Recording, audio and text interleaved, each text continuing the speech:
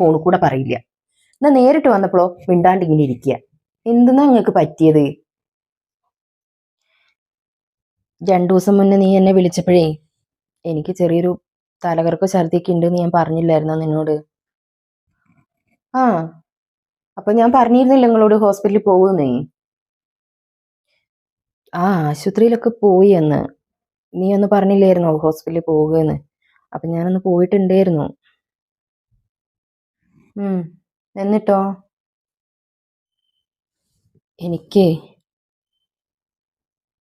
വിശേഷം ഉണ്ടടി. 3 മാസമായിട്ടുണ്ട്. അതെ, അൽഹംദുലില്ലാ. ഇതിനിപ്പോ പേടിക്കങ്ങൾ വേണ്ടത്? സന്തോഷിക്കല്ലേ ഇതിനൊക്കെ വേണ്ടത്? ഒന്ന് പോടി അവിടുന്ന്. പഠിച്ചോനെ, ഞാൻ എങ്ങനെ ഇനി പുറത്തൊന്ന് ഇറങ്ങി നടക്കുക?